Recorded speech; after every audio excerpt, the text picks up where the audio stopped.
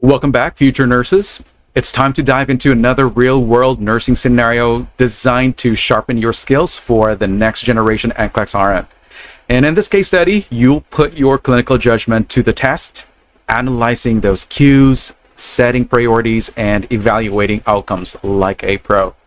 Now, let's build the confidence and critical thinking you need to succeed on exam day and beyond. Let's get started. Before moving ahead, I have some exciting news for you. If you are determined to pass the NCLEX within a week or a month, then your best option is to enroll in our complete online NCLEX review crash course right now. This course is a comprehensive all-in-one solution, a guaranteed shortcut, and a proven method to pass. Over the last 5 years, more than 5,000 students have successfully cleared their NCLEX exams using this course with an impressive 99% passing rate. Here's what you'll get: 100-hour animated mini crash course, ideal for those who have limited time and want to pass in just 1 week.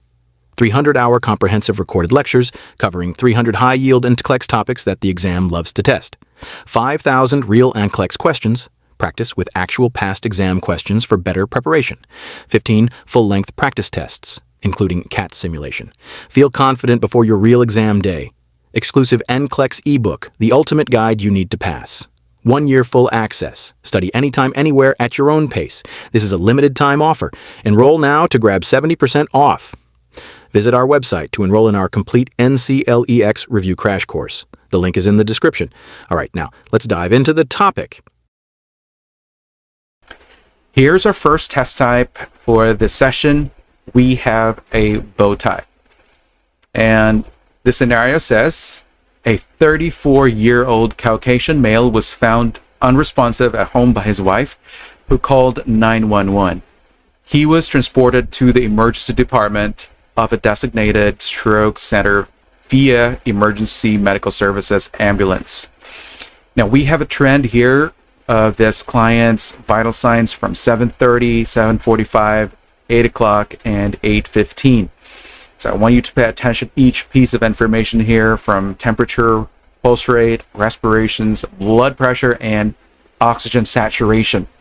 You can go back into this once you have gone through every part of the medical record. Now, the next section that we need to take a look would be the patient's medical history, and it looks like he has a history of hypertension. He is non-compliant with medications, uses methamphetamine, also abuses alcohol. He consumes 6 to 8 beers daily. There's no known allergies.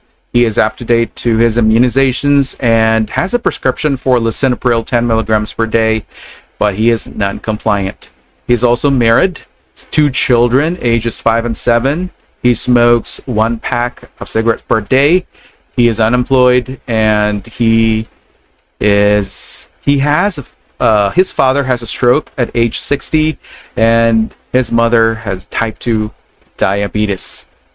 Now, let's take a look into the next section of the medical record here regarding the patient's assessment findings. He is disoriented, agitated, reporting severe headache, 8 out of 10.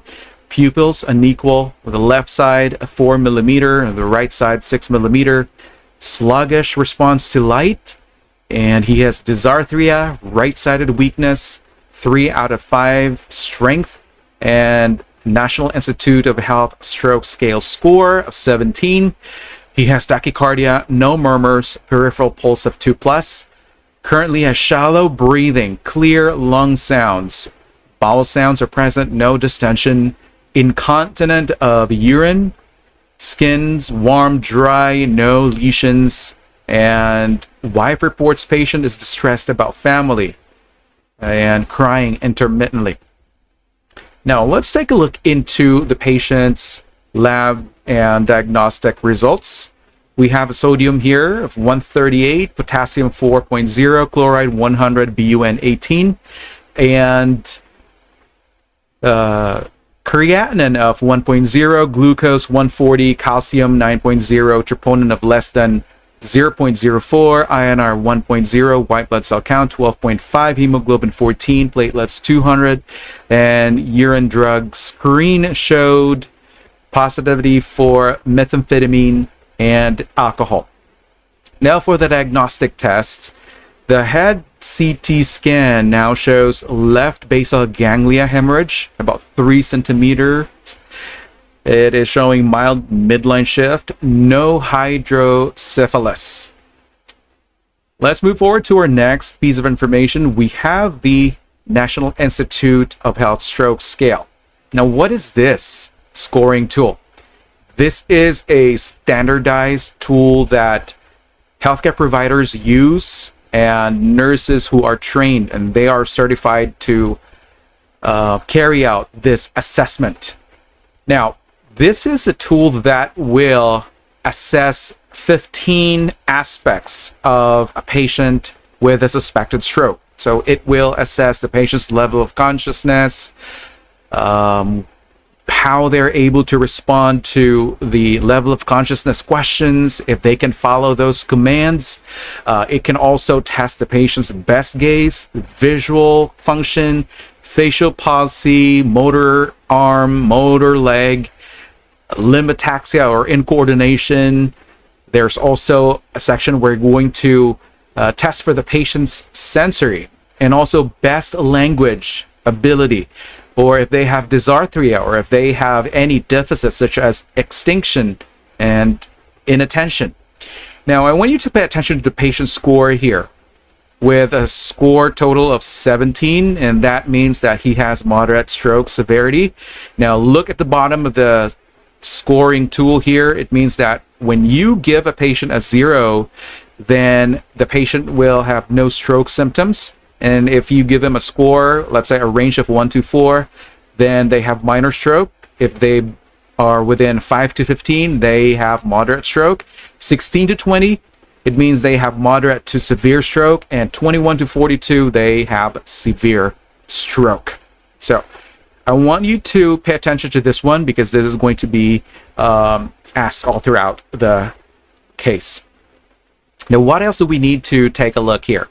We are going to pay attention into the patient's or the medical provider's order in the emergency department.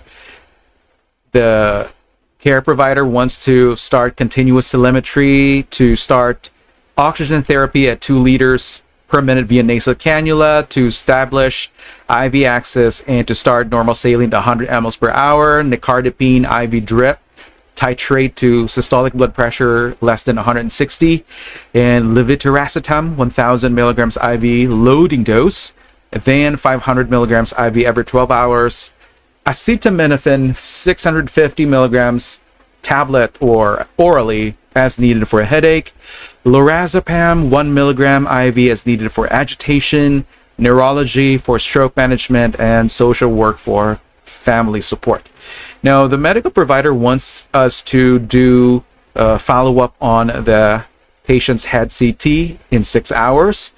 We're supposed to place him on bed rest with a head of bed elevator 30 degrees and fall precautions due to the right-sided weakness, and to monitor the patient's neurofunction every 2 hours, and to conduct the NIH stroke scale every 12 hours. Now, this is not the end of our medical record. There's more to go. We have the nurse's progress notes in the emergency department. It said around 7:30, patient arrived via EMS ambulance, found unresponsive at home by wife, who called 911, disoriented, slurred speech, right-sided weakness, blood pressure 210 over 120, NIHSS score of 17, IV access established, nicardipine drip started, wife at bedside, tearful, report substance abuse history, initiated fall precautions. At 8 in the morning, head CT completed, shows left basal ganglia hemorrhage, blood pressure 190 over 110, nicardipine titrated, neurological checks every 2 hours, pupils unequal, levetiracetam administered, patient incontinent of urine, catheter placed. All right, so you can stop this video for now, or you can pause it and you can go back into those sections in the medical record to refamiliarize those critical information. Now, this is a bow tie question, and your task is to fill in those boxes based on the options. Now, let's get into the options for the potential complication. We have deep vein thrombosis, aspiration pneumonia, increased ICP, urinary tract infection, and seizure activity. Now, before we get into answering this question, I want you to zero in on the most urgent complication the patient is currently experiencing in the ED. And think about the CJMM, or the clinical judgment measurement model, to guide you in picking the correct answers. So the first thing that you need to do is to pick out the key assessment findings, like the neurodeficits that you are reading, the CAT scan results that will help you recognize a potentially life-threatening issue. Next to that, you should determine which of those findings point to the most critical complication needing immediate action. From there, you're supposed to choose 2 nursing actions and monitoring parameters that directly target this complication. So your goal in this item is to make evidence-based decisions that align with best stroke practices and help prevent further damage. For the potential complication, the correct answer here is the increased intracranial pressure. Why? So, I want you to think about your priority complication here. What is going to kill the patient first if we don't intervene right away? So, for this hemorrhagic stroke patient, the most life-threatening and immediate concern is increased ICP. Here's why. Going back into the CAT scan result, it showed 3 centimeter left basal ganglia bleed with a mild midline shift.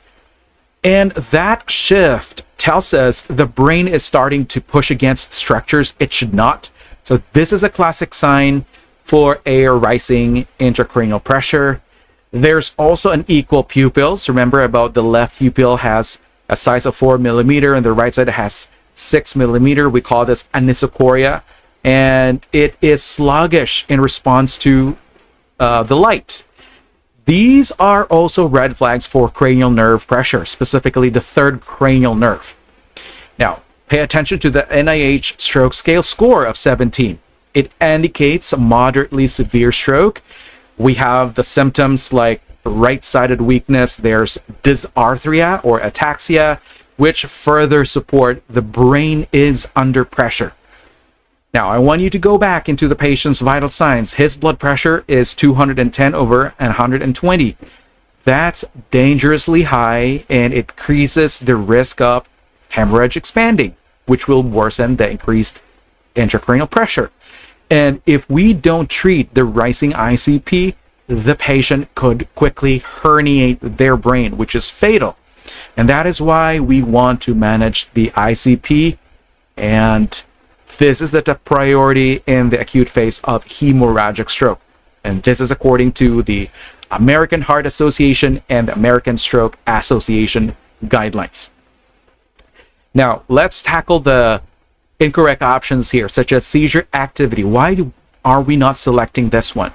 We know that seizures are possibly going to occur in this patient, especially that he has hemorrhagic stroke, because of the blood irritating the cortex. But the patient already is on levetiracetam or Keppra. This is an anticonvulsant drug, and this is going to help prevent the seizure. Right now, the immediate danger is not seizure. It's the brain herniation from the increased intracranial pressure. So I want you to ask yourself, which problem will harm the patient fastest? Now, moving into the aspiration pneumonia. This is a valid long-term concern in stroke patients, especially those with dysphagia. But this patient only has dysarthria. There's slurred speech, not difficulty swallowing. And pay attention to the vital signs. It showed their saturation was ranging around 94 to 95%. No abnormal lung sounds, no choking or coughing. And without those clinical signs, aspirations is not our top priority in this case. Now, what about urinary tract infection? This is something that you are going to suspect for those patients that may have incontinence or catheters, but these actually will not really cause an immediate problem for this patient. The patient has no fever, the white blood cell count is slightly elevated, about 12.5, and this could just be a stress response. And we know that this is a longer term concern, not something that you'd manage as your first priority. Now, what about the DVT, deep vein thrombosis? This is something that you should be worried about, especially if the patient is immobile. And what we have is a patient who has weakness on the right side. But then again, this is a later complication. Right now, we're in the emergency phase. DVT doesn't lead to brain herniation. Intracranial pressure increase does. Now, let's move into the 2 priority nursing actions. The options are implement aspiration precautions. That's actually aspiration precautions. Then administer nicardipine IV drip to maintain systolic blood pressure of less than 160. Apply sequential compression devices. Initiate seizure precautions. Monitor urine output hourly. Administer mannitol 0.5 gram per kilo IV bolus immediately. Alrighty. Let me just correctly do that quickly. Do this correction. Alrighty, I hope that's in there. Now, what do you think would be the 2 priority nursing actions? Well, the first of the 2 here is to administer nicardipine IV drip to maintain systolic blood pressure of less than 160. At this point, you absolutely want to bring that blood pressure down, but not too fast. Again, we are going to control the hypertensive crisis, but we don't want to bring it down way too fast. We don't want it to go down below a certain range. Now, according to the American Heart Association and the American Stroke Association guidelines, we are supposed to keep the systolic blood pressure less than 160 to reduce the risk of further bleeding while we are preserving cerebral blood supply. Now, nicardipine is ideal in this scenario because it can be titrated slowly and it doesn't lower blood pressure too aggressively. So this is a critical move to protect the patient's brain. The other nursing intervention is initiate seizure precautions. Even though the patient is on levetiracetam, we cannot ignore the risk of seizures from blood irritating the brain. And I want you to think about padding the side rails, making sure that suction is present at the bedside, easily available, oxygen setup is available. These are safety basics. And you always plan ahead to prevent secondary injuries during a potential seizure. Now, what about the incorrect options here? Why is it that implementing aspiration precautions is incorrect? Well, good thought, but not yet. We have not seen any signs of dysphagia in this patient as of now. There's no coughing while eating, there's no drooling, and no desaturation. So around this case, we are going to treat what we see, not what we might see later. So this is not just the priority in this case. Now, what about monitor urine output hourly? We know that monitoring the output is important, especially for this type of patient, but it doesn't directly address intracranial pressure or the immediate stroke complications. The kidneys are not in the bad shape at the moment. Their creatinine level is 1.0. Their BUN is 18 milligrams per deciliter. So eliminate this. Now, if you selected apply sequential compression devices, this is great for DVT prevention, but again, not your priority this time. You will start this once the patient is stabilized. Right now, we're fighting for the brain. Now, if you selected administer mannitol 0.5 gram per kilo IV bolus immediately. I want you to recall the drug class of this med. This is a osmotic diuretic. This is a powerful drug which is used for significant edema. But the key word here is significant. The CAT scan of the brain showed only mild midline shift, and there's no order for mannitol in this case. And if we're going to give this medication early, this could drop the blood pressure, and this will reduce perfusion or blood supply to the brain. So this is going to do more harm than good. So always follow the orders and the clinical cues. Now let's move on into the parameters to monitor here. This should be the two parameters here, and the options are urine specific gravity, cuff circumference for swelling, oxygen saturation via pulse oximetry, neurological status via NIH score, blood pressure every 15 minutes, and serum glucose every 4 hours. One of the correct answers here is neurological status via the National Institute of Health stroke scale score.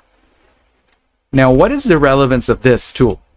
This is going to give us an objective way to monitor the patient's neurological changes. And the patient already scored 17. So we want to watch him for even small changes that might suggest worsening edema or bleeding. And the provider also ordered to make sure that we do the NIH stroke scale monitoring every 12 hours, and also the neurological checks every 2 hours. And that's the reason why we are picking this one. Now, what's the other parameter to monitor? We are going to do the blood pressure monitoring every 15 minutes because the blood pressure of this patient is very high, and you are also titrating the nicardipine drip as ordered. And at this point, you must watch the blood pressure quickly to make sure it's dropping to the safe zone, but not too fast, not too low. And that's why every 15 minutes is a standard frequency when we are treating patients with IV antihypertensives in acute stroke, especially that we are dealing with a hemorrhagic stroke. Now, what about the incorrect options here, such as the oxygen saturation via pulse oximetry? Sure, this is also a good intervention, but not, or a parameter, I should say, but not really a priority here. We are going to check this one as well, but this patient is already stable, borderline 94 to 95% on the low flow oxygen, and there's no respiratory distress, and it is not the best indicator for the progression of intracranial pressure, and that is why we are not selecting pulse oximetry. Now, if you selected urine specific gravity, this is also incorrect because this is used to monitor for the patient's hydration status. It's not something we rely on to track for the progression of ICP.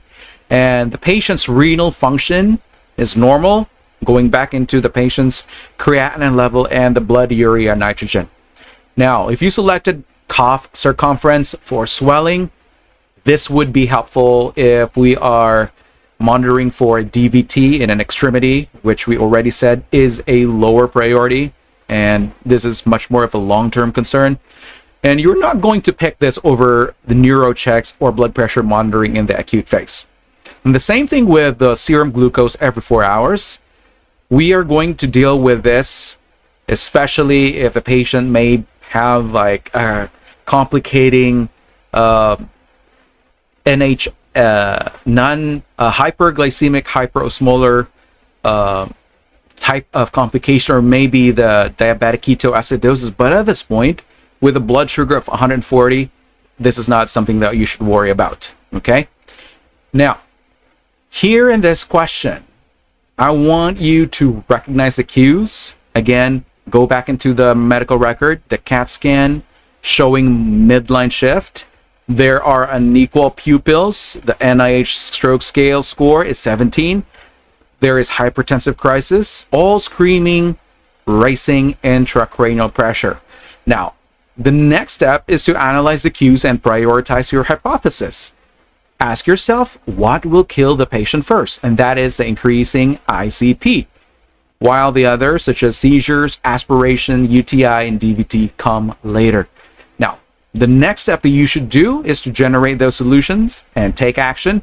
You administer the nicardipine, start seizure precautions. You are skipping mannitol this time unless it's ordered. You have to skip non-priority actions like SCDs for now. And then you're supposed to evaluate those outcomes by selecting the NIH stroke scale every 12 hours and the neuro checks every 2 hours, and also to monitor the patient's blood pressure every 15 minutes to help evaluate if nicardipine is working. I hope that you were able to capture all those correct answers and eliminated the distractors. Let's move on to our next test item. This is a hotspot highlight, and here the nurse is reviewing the emergency department healthcare provider's orders for the patient with a hemorrhagic stroke.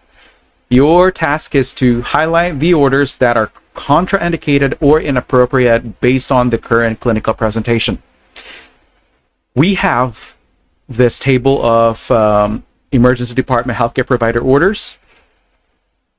There's for cardiac monitoring, continuous telemetry, oxygen therapy 2 liters per minute via nasal cannula, established peripheral IV, normal saline at 100 mL per hour, medications, nicardipine, drip, levetiracetam, acetaminophen, lorazepam, alteplase, furosemide, consultations for neurology, social work, and also to repeat head CT in 6 hours, bed rest, head of bed elevated 30 degrees, implement fall precautions due to right-sided weakness, and neurological checks every 2 hours.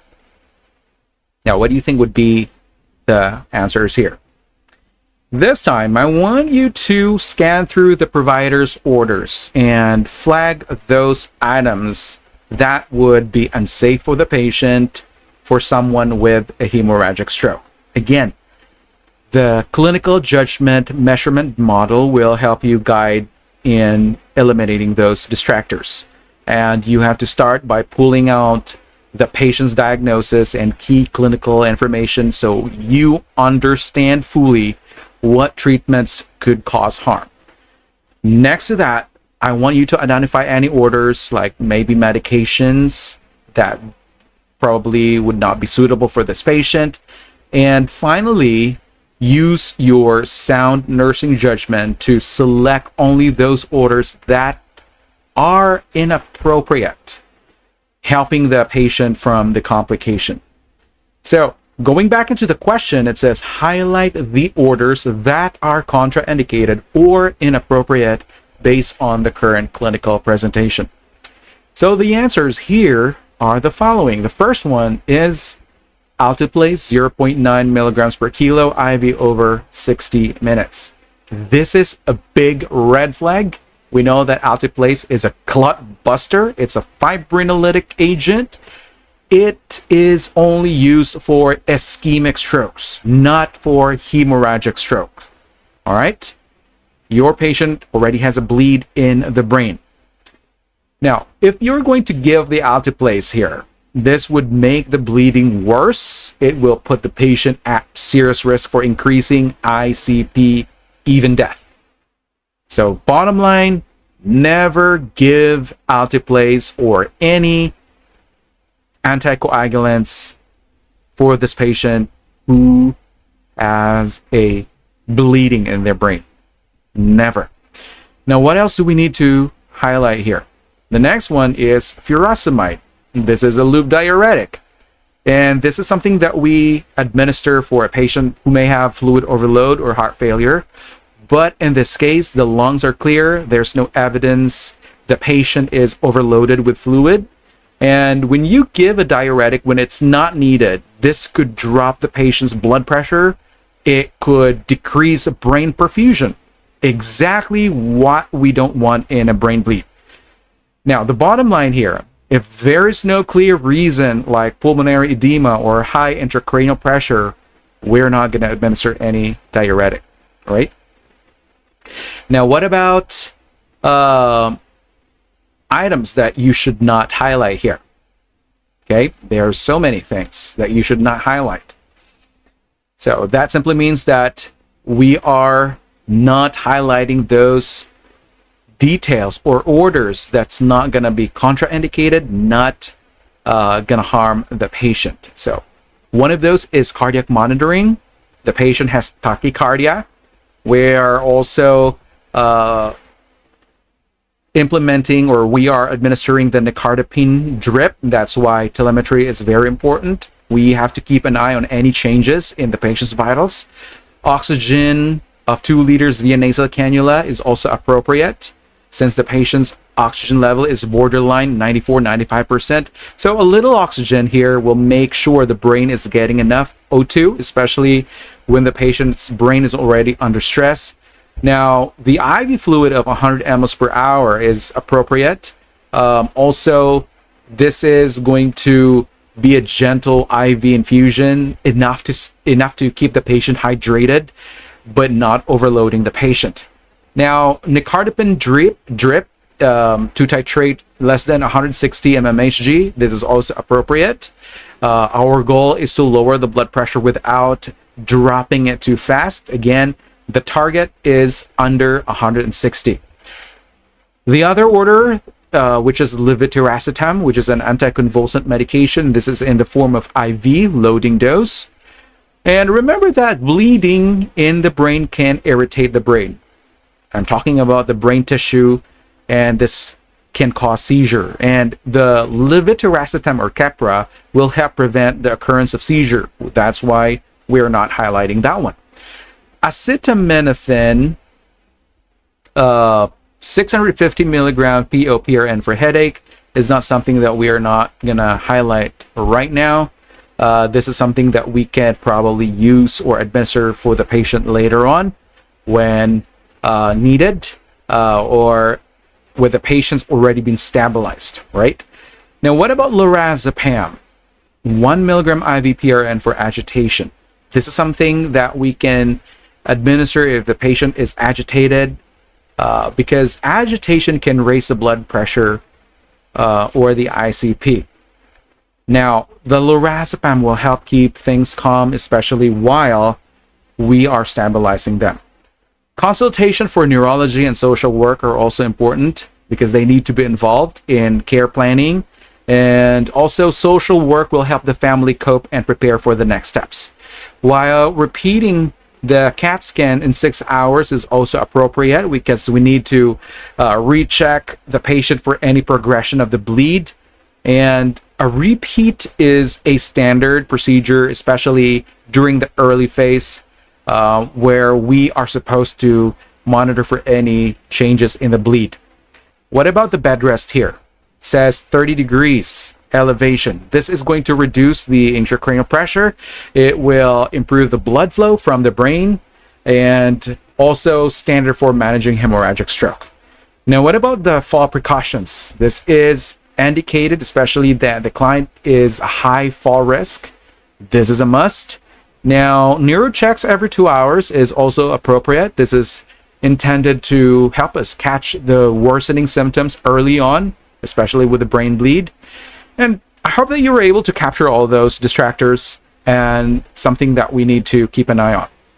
And with this patient, I want to make sure that you understand the goal of our treatment. We are going to always confirm the CAT scan results before we start any stroke treatments. We are not supposed to give any clot buster if there is any hemorrhage, because this is fatal. We're supposed to avoid furosemide unless there's a real reason, like pulmonary edema or overload. And the others, of course, are considered safe in the patient care, like controlling the blood pressure, preventing seizures, and monitoring the patient closely. Now, moving on to the next test item, we have... Before we move ahead, here's something you shouldn't miss. If your goal is to pass the NCLEX in just 1 week or 1 month, then the fastest and most effective way is to enroll in our complete online NCLEX review crash course. This course is a one-stop solution, a reliable shortcut, and a proven method with a solid 99% passing rate. More than 5,000 students have successfully passed the NCLEX by using this course.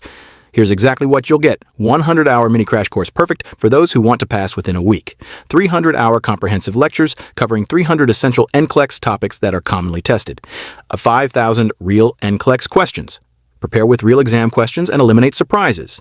15 full practice tests, including CAT simulations, simulate the real exam for a stress-free experience.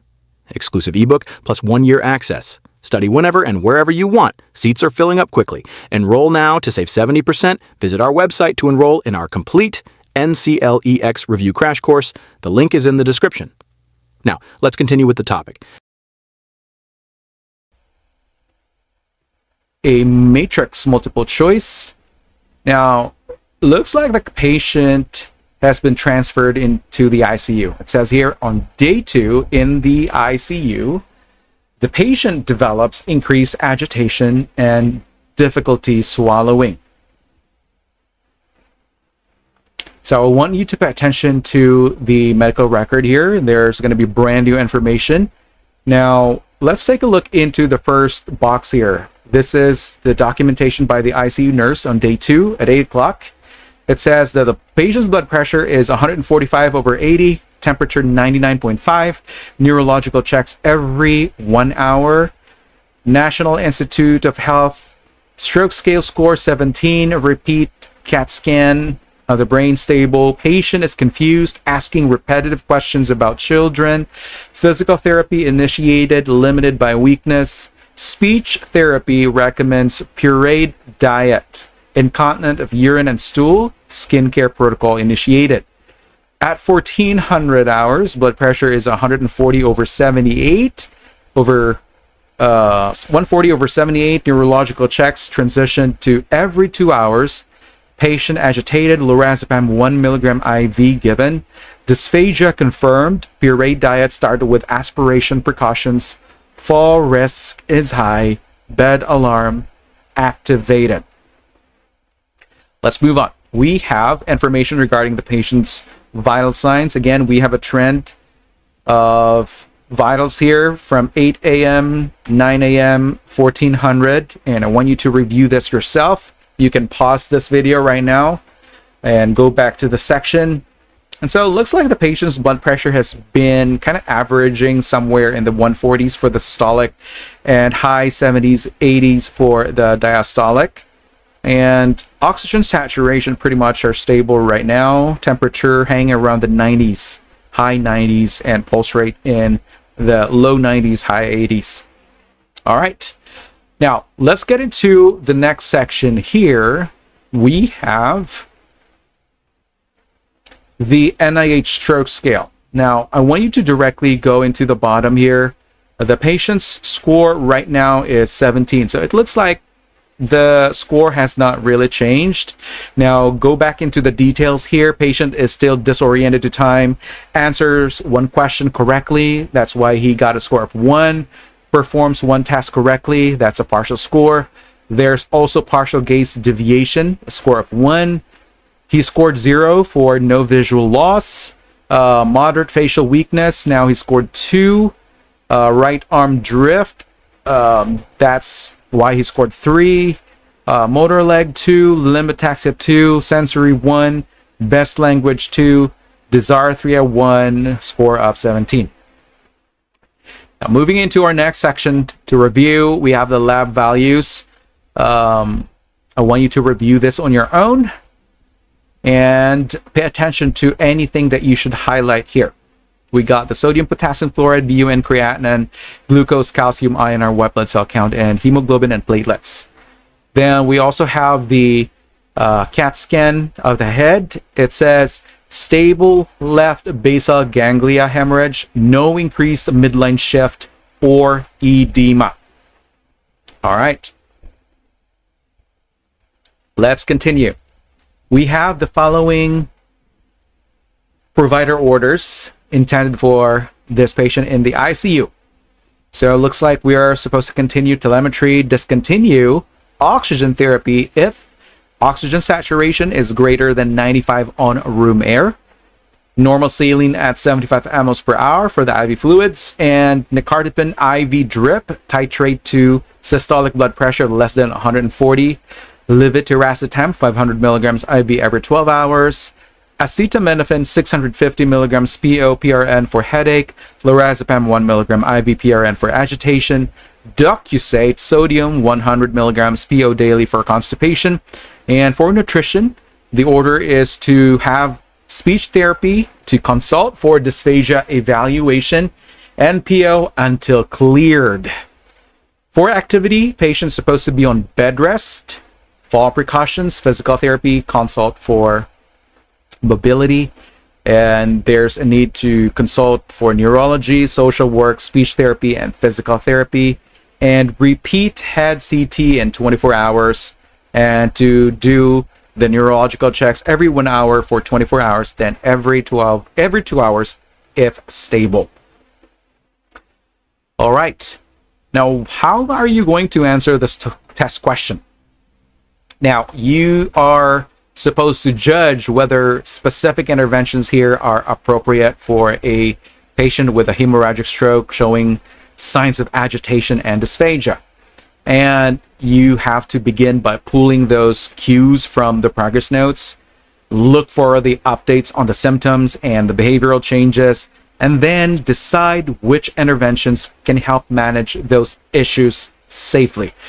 So the goal for you is to match each action to the patient's current needs to ensure your responses reflect stroke-specific safety protocols to support recovery without causing harm to this patient. So you are going to determine each intervention in the table, whether it is appropriate or inappropriate for managing these symptoms. So let's answer this. For the first intervention, it says administer lorazepam 1 milligram IV for agitation. What do you think about this? Is this appropriate or inappropriate? This is appropriate, as we noted that the patient was agitated at 1400, and this is a medication that was ordered specifically as needed for this problem. He is agitated. So when we administer this, this is going to prevent further distress or possible harm, especially in a patient with a cognitive change, especially from a stroke. And this will also help calm the patient's blood pressure. We don't want to cause worsening in the brain bleed as well. Now, what about initiate a regular diet to improve nutrition? This is inappropriate because the patient has confirmed dysphagia, and speech therapy has already been tapped to deal with this issue, and they recommended pureed diet. Okay. Now, what else do we have here? If you're going to give a regular diet, this would increase the patient's risk of aspiration, which can lead to pneumonia, even respiratory failure. We know that nutrition is important, but safety comes first. You just can't jump to a regular diet without clearance from the swallowing evaluation. Now, what about consult speech therapy for dysphagia evaluation? This is appropriate. This is a standard protocol in stroke care, and dysphagia is a common thing that can happen after a stroke, and the patient already had a speech therapy consult ordered on day one. So this ensures a safe diet and also reduces aspiration risk. Now, even though the consult was already ordered, it's still essential care because speech therapy is key to identifying the safest way the patient can eat and drink.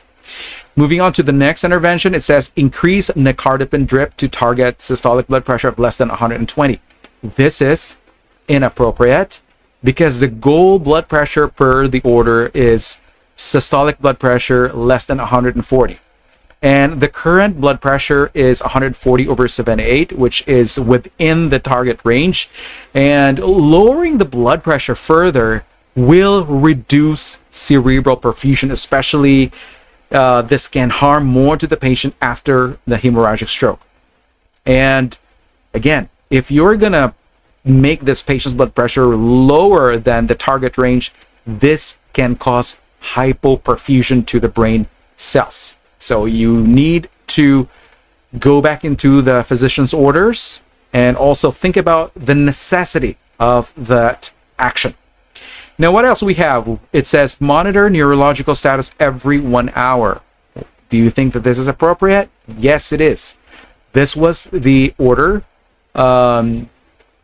actually for the first 24 hours after the patient was transferred. So this is done to catch any early signs of deterioration, especially in hemorrhagic stroke. Now, lastly, we have placed the patient in high Fowler's position during meals. This is appropriate. This will reduce the risk of aspiration during mealtime, especially in patients with swallowing issue. And this is a simple but a crucial safety measure. And this is something that's supported by evidence and practice guidelines.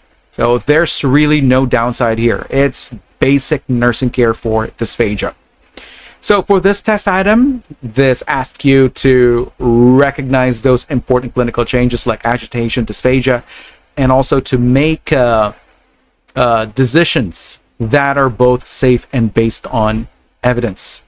Now, also prioritize patient safety. In this case, it meant managing agitation appropriately, avoiding aspiration, and also maintaining close neuro monitoring. Alrighty, let's move on to our next test item. Our fourth test type, we have our multiple response grouping. It says here, on day 2 in the ICU, the nurse is preparing to communicate changes in the patient's condition to the healthcare provider using the SBAR format. So let's do a quick review in the patient's nurse's notes. It looks like we have the same documentation at 8 o'clock and 8 in the morning and 2 p.m. Let's get into the next one. We have the vital signs as well. I want you to scan through every detail. And we have the NIH stroke scale, which is quite unchanged. This is on the same day with a score of 17. And we have the lab values. I want you to pay attention to any detail here, and also the CT scan of the head result. And lastly, we have the physician's orders for day 2 in the ICU.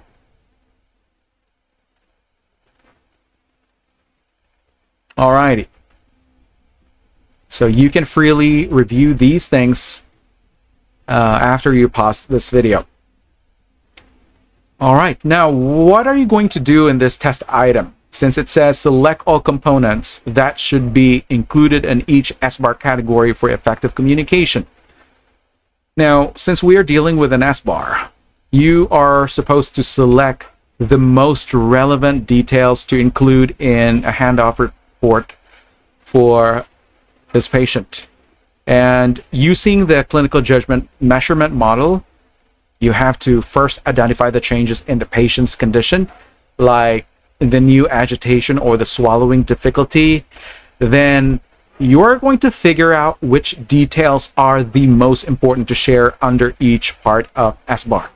And you're supposed to choose only the information that clearly explains the situation, the background, the current assessment, and what you recommend next, making your handoff accurate, focused, and also useful for the incoming care provider or next shift RN. So let's weed through the following selections here. For the SBAR category, we have the 4 selections. Now, the correct answer here is for the situation. What do you think would be the answer?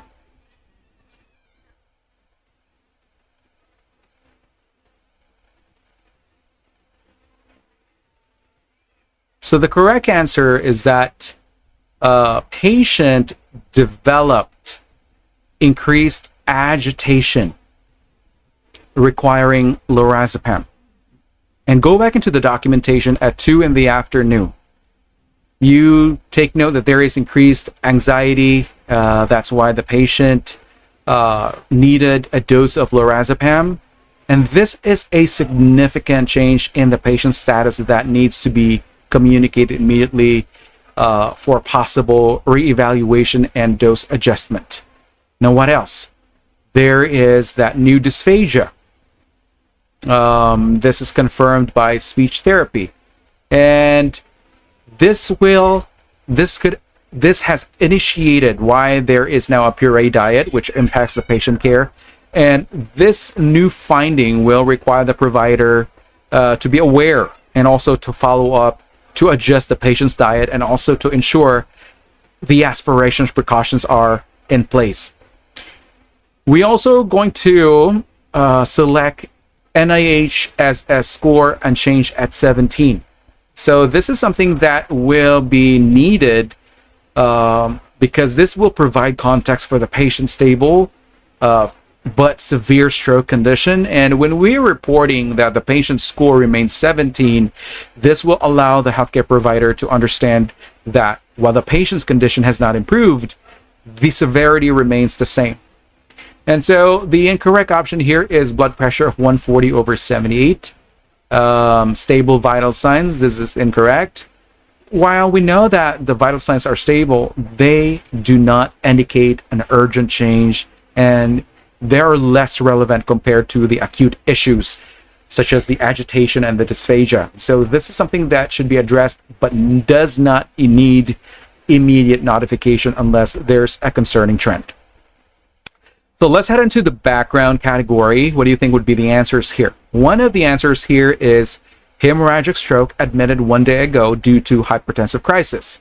So establishing the patient's primary diagnosis and the timeline of admission can help contextualize the patient's condition and the cause of the stroke. And this is critical for any care provider for the planning and the ongoing care. We also have history of methamphetamine use and alcohol abuse.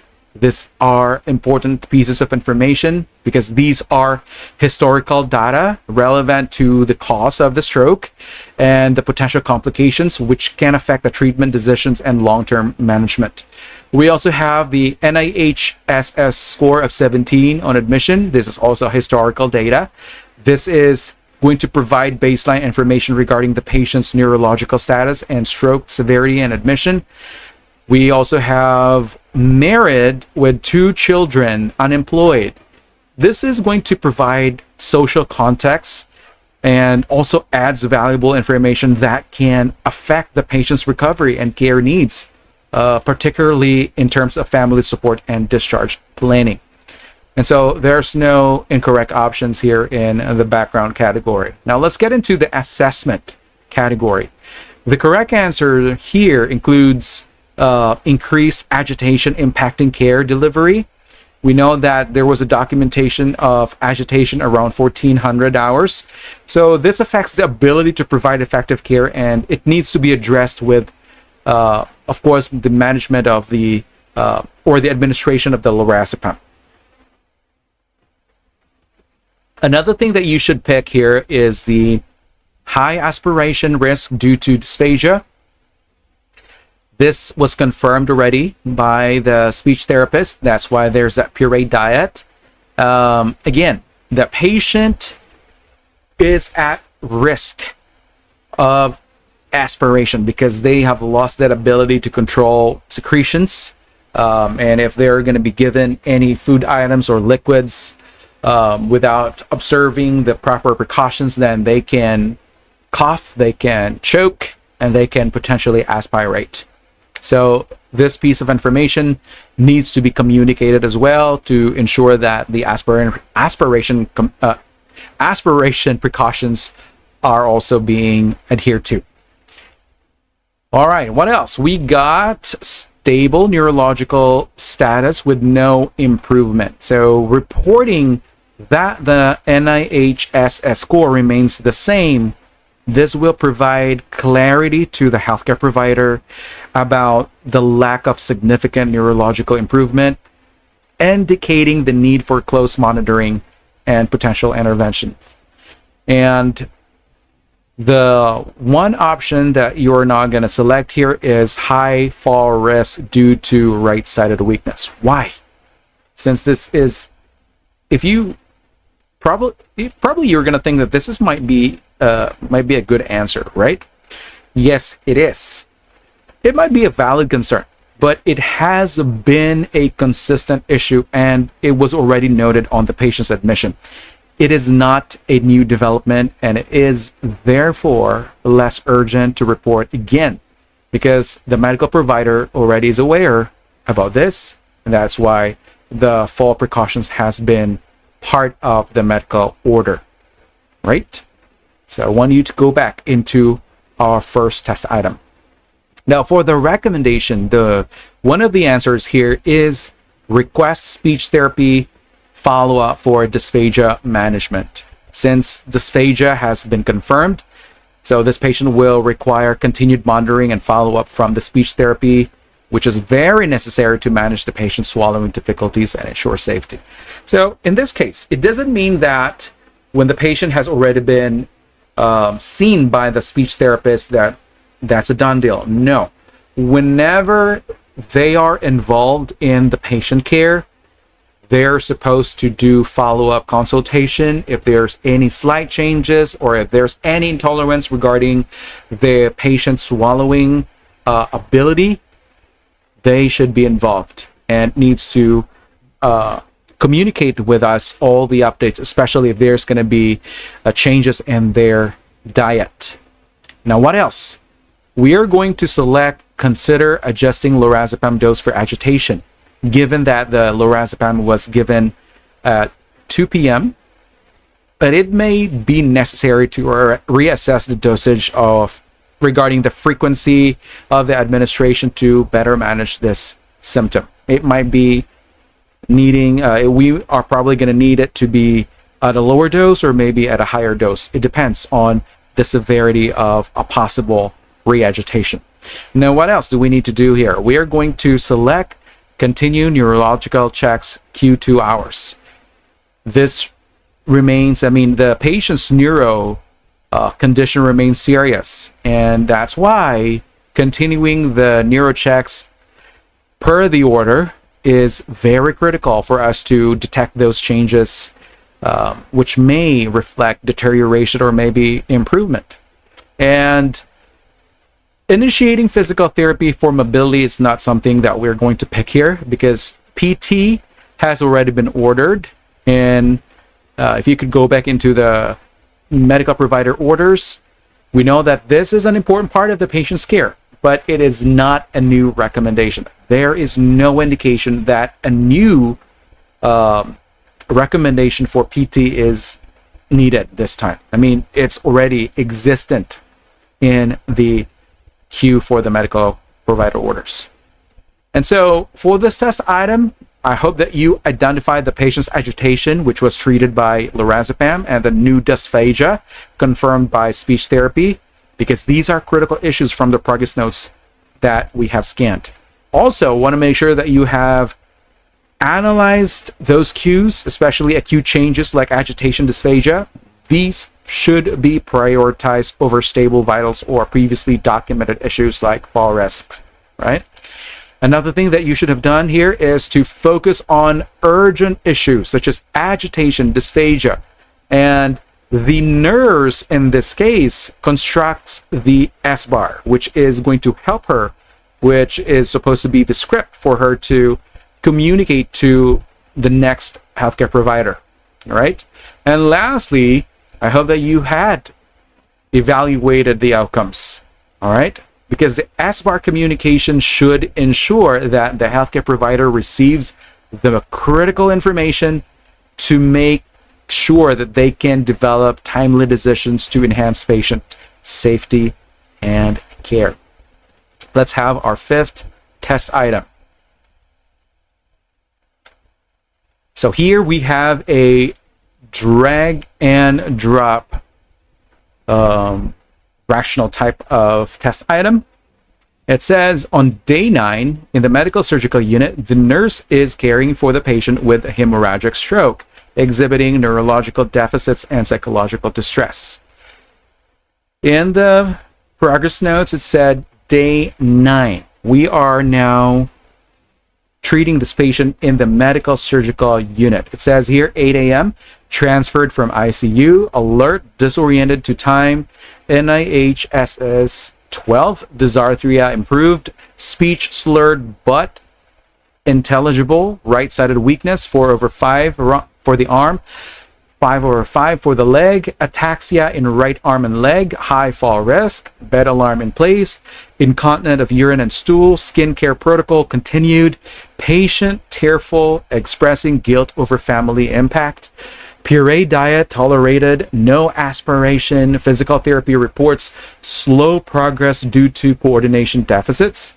12 noon, patient attempted to ambulate without assistance, near fall prevented. Re-educated on fall precautions, psychiatry consulted for depression, wife visited, social work discussing outpatient rehab options, new expressive aphasia noted during speech therapy, patient struggling to form words, referred to neurology. Also, we have vital signs taken at 8 in the morning. It says temperatures 98.6 degrees Fahrenheit, 85 for the pulse rate, respirations 18, blood pressure 135/80, saturation of 97%. Now, let's look into the other medical record information. We have the NIH stroke scale, day 9 at 8 a.m. Patient scored 12. And patient still, according to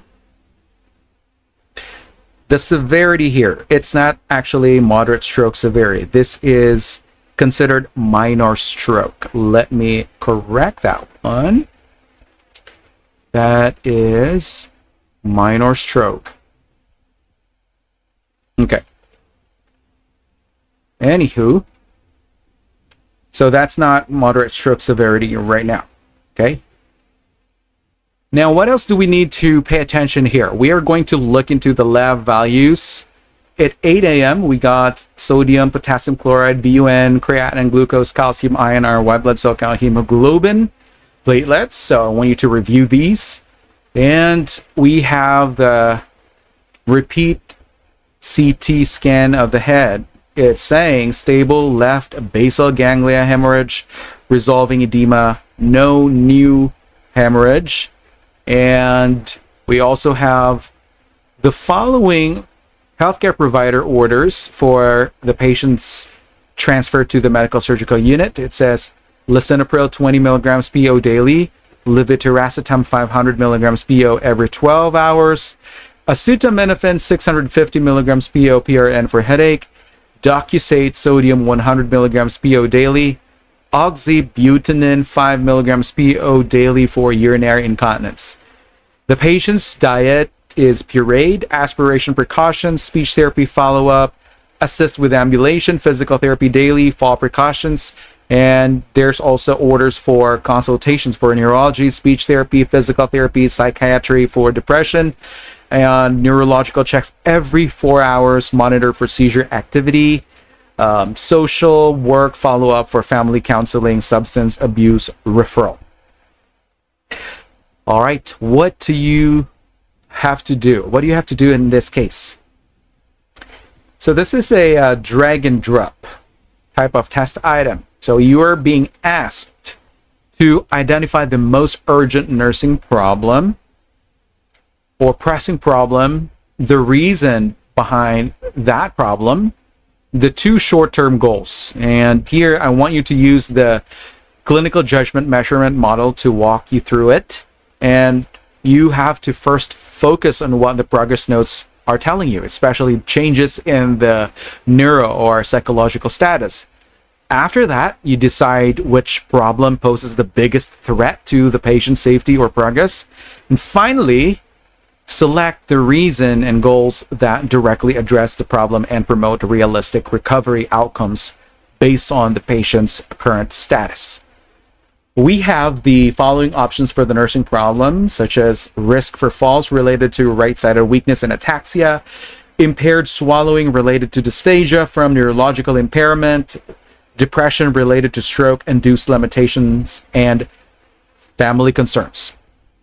The answer here is risk for falls related to right-sided weakness and ataxia. Once again, you go back into the medical record data, weed through the NIH stroke scale and the nursing documentation. The patient had or has right-sided weakness, arm scored at 4 out of 5 and leg 5 out of 5. Ataxia also is identified. That's why he scored 2. So these all place the patient at risk for falls, which are serious concern in this case. And going back into the nursing documentation, the patient had near fall incident that happened at 12 noon. The patient attempted to ambulate without assistance. So this is a clear indicator that fall risk is the most issue or pressing issue here. And we know that falling could result in severe injuries, could lead to fractures, maybe head trauma, which can potentially exacerbate the patient's neurological deficits and recovery. So this is the most pressing issue. And the rest of the options here, impaired swallowing related to dysphagia from neurological impairment. Why is this not really the priority here? Even though we know that the patient is at risk for aspiration due to the dysphagia. Well, this issue at the moment is being actively managed through the pureed diet, and there's already an order to incorporate aspiration precautions, right? And the patient is not acutely at risk for aspiration at the moment, so making fall risk a higher priority. Now, what else? With the depression, it says depression related to stroke-induced limitations and family concerns. Although the patient reports feelings of sadness and guilt related to their stroke and family concerns, depression is less of an immediate safety concern in this case, because the psychiatry has already been consulted and it's been noted in the progress notes. Although this is significant, it does not pose the immediate threat that fall risk does. So the reason for the nursing problem, we have the options: patient exhibits right-sided motor deficits, coordination issues, and a near fall incident, increasing injury risk. Patient reports sadness and guilt, impacting therapy, participation, and recovery. Patient has dysphagia requiring a pureed diet, posing an aspiration risk. The answer is patient exhibits right-sided motor deficits, coordination issues, and near fall incident, increasing injury risk. Going back into the NIH stroke scale and the progress notes, yes, those information reflect that the patient is a higher risk patient. And these impairments make it difficult for the patient to maintain balance and perform any coordinated movements significantly, which will increase their risk of falls as well. And the rest of the options here, such as patient exhibits patient reports sadness and guilt impacting therapy, participation, and recovery. This is not really going to be the reason for our issue, okay? We know that dysphagia is an important concern, but it's primarily related to swallowing diagnosis, not falls. And the other one, sadness and guilt. These are emotional responses related to depression and are more appropriate for a different nursing diagnosis. That's why we are eliminating that. Now, this time we are going to fill in the blanks for short-term goal 1 and short-term goal 2 in no particular order.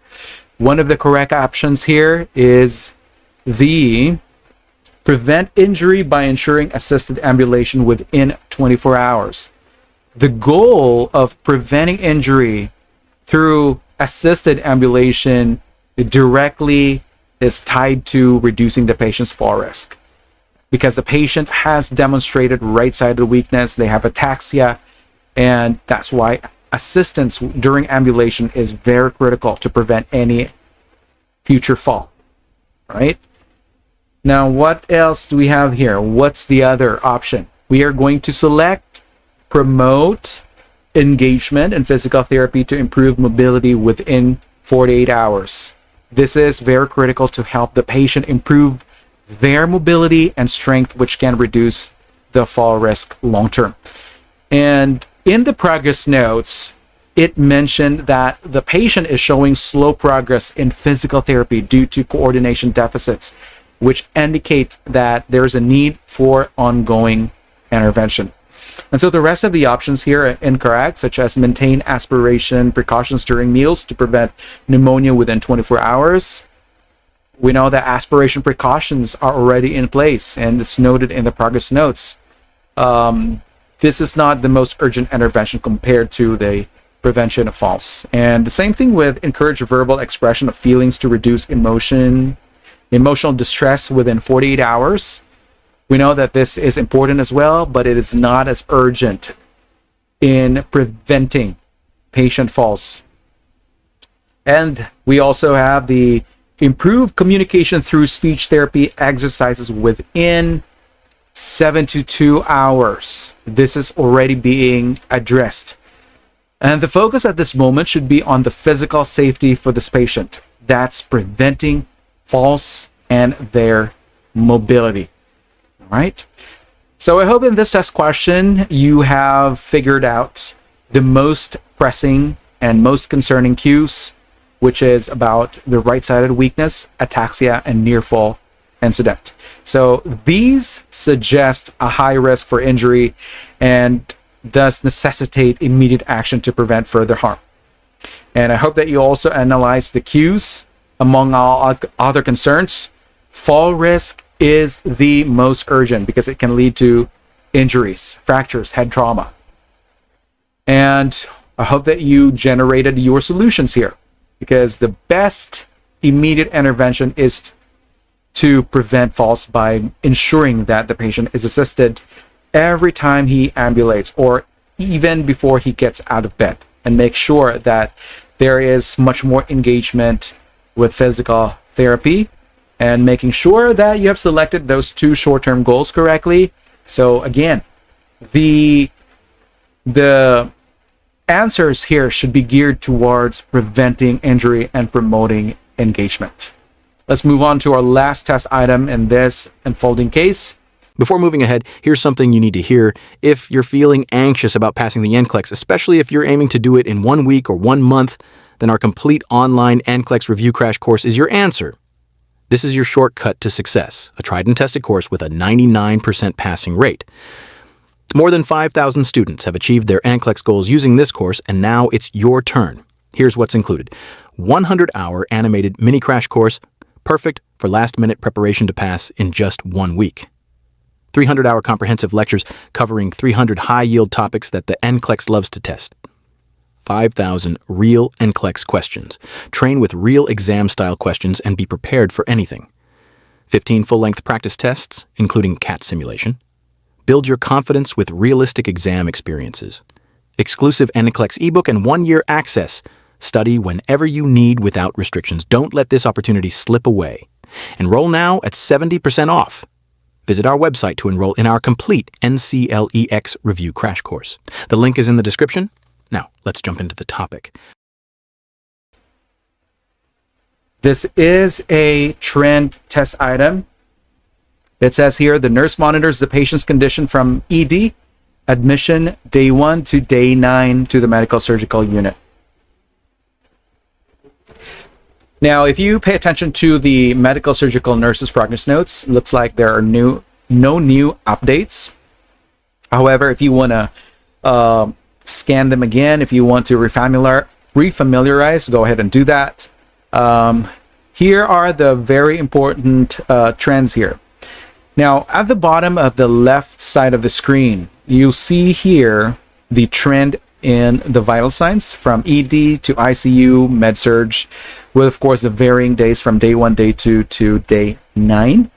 And for the NIH stroke scale score, there's a comparison in the scores from the ED on day 1, ICU day 2, and MedSurg with a score of 12 on day 9. And for the neurological findings, it also gives you an idea of what's different on day 1 in the emergency department, on ICU in day 2, and MedSurg. And I want you to pay close attention to the findings, the neurological findings, and the key changes. So you can pause the video right now while you rescan the medical record. However, I'm going to proceed here. So the task for you is to select the clinical findings that indicate a worsening condition requiring immediate healthcare provider notification. And so the options are the following. We have increase in NIH-SS score from 17 to 18, day 2. Decrease in NIH-SS score from 17 to 12. New onset of expressive aphasia on day 9. Blood pressure decreased from 210 over 120 on day 1 to 135 over 80 on day 9. Patient reports increased sadness and guilt on day 9. Near fall incident during an assisted ambulation on day 9. So in this question, it's basically asking you to analyze the patient's clinical picture from day 1 to 9 and identify any signs that the condition is worsening. Don't forget to use the CJMM to guide your thinking, and I want you to compare those findings across the days to spot those trends pointing to deterioration. From there, I want you to choose only the findings that need urgent provider attention, ones that show the patient is not improving or is at risk of a new complication. All right, what do you think is the answer for the first finding? It says increase in NIH-SS score from 17 to 18, day 2.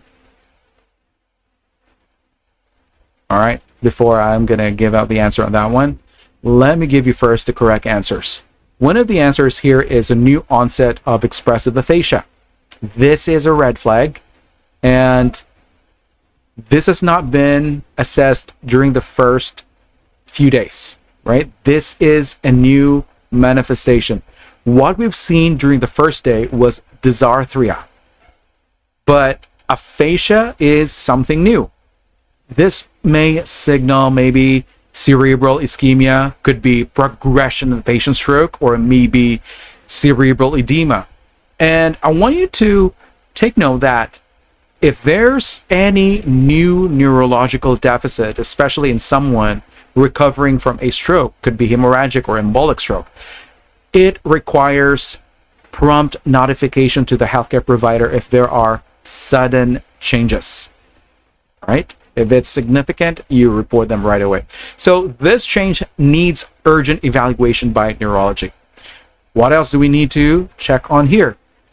The increased sadness and guilt on day 9. Emotionally, we're seeing a shift in this patient because earlier in the hospital stay, the patient was tearful, anxious, but now there's deeper emotional distress. There's sadness, guilt, even signs of depression. And this is not just a mood swing. It can directly affect the patient's participation in their rehabilitation and recovery. This is very important. We need to advocate for a psychiatric consult or emotional support services because mental health is a huge part in the full recovery. Now, what else do we need to pick here? There's that near fall incident during unassisted ambulation on day 9. This is a safety concern. The patient had a near fall during unassisted walking. This is a huge safety problem. This could be from the lingering incoordination or ataxia, right-sided weakness, or fatigue. And think about a fall that may happen. This can be devastating. It can probably lead to more injuries in a post-stroke patient. So we need to report this immediately and implement safety measures like assistance during ambulation, fall precautions, making sure that the bed alarm is activated at all times, or maybe placing the patient to a room that is closest to the nursing station in order that the patient can easily get help whenever needed. And so the rest of the options here, such as the first item here, it says increase in NIHS score from 17 to 18.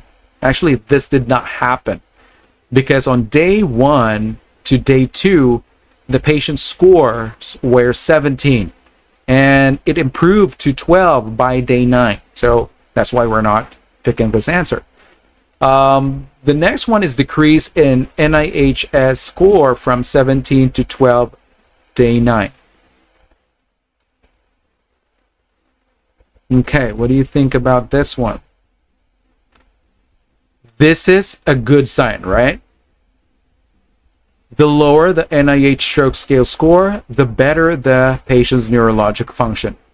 Now, going back into the task here, it says select the clinical findings that indicate a worsening condition. So the second option here, which says decrease in NIHSS score from 70 to 12, is actually a reflection that the patient is getting better. There is some improvement, right? The motor strength, the presence of ataxia somewhat kind of resolved here, and some facial weakness somewhat resolved as well. And 17 down to a 12 is a significant improvement. Now, what else? BP increased, or BP decreased from 210 to 120 on day 1 to 135 over 80 on day 9. This is also a successful management of the blood pressure. The patient came into the ED with a hypertensive crisis. So we're not going to select this option because this is not a sign of a worsening condition. All right. And so to summarize, the nurse needs to report any neurological symptoms, any emotional deterioration, or any physical safety risks. And those are the kinds of changes that require quick clinical action.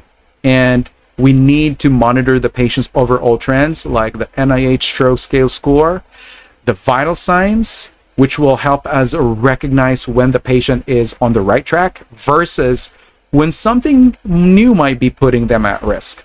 And so for this entire unfolding case study, this is testing your knowledge and also giving emphasis into the changes in the patient's condition. This is actually testing your clinical judgment when you're caring for a patient with a hemorrhagic stroke.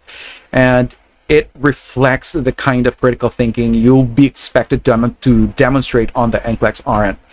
And don't forget to use the NC-SBN clinical judgment measurement model. That is your friend. You're going to be able to identify those urgent warning signs, such as the neurological changes that are new, sudden high blood pressures, or maybe new deficits like expressive aphasia. And I hope that this scenario has helped you prioritize care to prevent serious complications like increasing ICP or patient falls. And as the case has progressed, you're also asked to assess changing clinical data, such as reviewing the NIH stroke scale, or even catching those medication orders that are not safe, that are supposed to be not given. So this is really testing your knowledge about filtering through the treatment options that are not supposed to help the patient. And I hope that this has sharpened your critical thinking and reinforced your use of structured communication tools, like we are using the SBAR in one of the clinical scenarios. And all of these skills are exactly what you need to succeed on the next generation NCLEX and also in your future real world experience. And so this is the end of our lecture today. And I hope that your critical thinking has been enhanced, and I want you to keep practicing in many test banks. Trust yourself and take confidence in taking those test items, and do not forget to like this video and to subscribe to the channel for more helpful content. I'll see you next time.